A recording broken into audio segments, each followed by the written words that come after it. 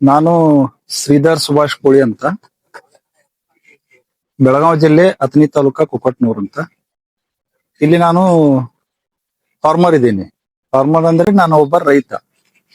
ರೈತ ಅಂತ ಹೇಳ್ಬೇಕಾದ್ರೆ ಈ ಕಂಪನಿಯಿಂದ KMH8322 ಅಂತ ಹೇಳಿ ಒಂದು ಬೀಜ ಹಾಕಿದ್ದೆ ನಾನು.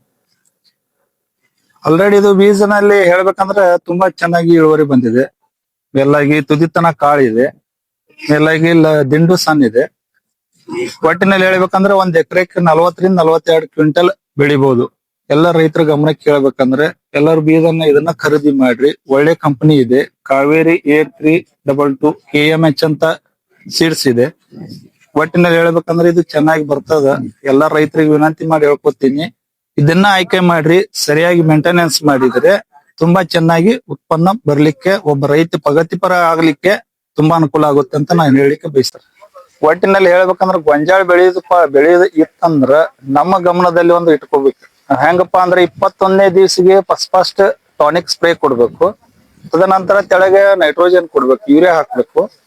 ಅದರ ನಂತರ 40 ರಿಂದ 45ನೇ ದಿವಸಿಗೆ ಎಣ್ಣೆ ಗೊಬ್ಬರ ಹಾಕ್ಬೇಕು. ಎಣ್ಣೆ ಗೊಬ್ಬರ ಅಂದ್ರೆ ಪೊಟ್ಯಾಶಿಯಂ, ಆಮೇಲೆ ಮ್ಯಾಗ್ನೇಸಿಯಮ್, ಯೂರಿಯಾ ಕೊಟ್ರ ನಡೀತದ, ಕೊಡದಿದ್ರು ನಡೀತದ ಎರಡನೇ ಟೈಮ್. ಆದ್ರಿಂದ ಇದರಲ್ಲಿ ತೋಳಿಕೆ ನಾವು 90 ರಿಂದ 95 ದಿವಸನಲ್ಲಿ ರಿಸಲ್ಟ್ ನಿಮಗೆ ಗೊತ್ತಾಗುತ್ತೆ. 2 ಕೈ ಸ್ಪ್ರೇ ಕೊಡ್ಬೇಕು, 2 ಕೈ ಗೊಬ್ಬರ ಕೊಡ್ಬೇಕು. ನೀರಂತೂ ಅದನ್ನ ನಮ್ಮ ಹವಾಮಾನ ಇದ್ರ ಮೇಲೆ ನೋಡ್ಕೊಂಡು ನೀರ್ ಬಿಡ್ಬೇಕು. ಇಷ್ಟು ನಾ ಹೇಳಿಕ್ಕೆ ಬಯಸ್ತೀನಿ.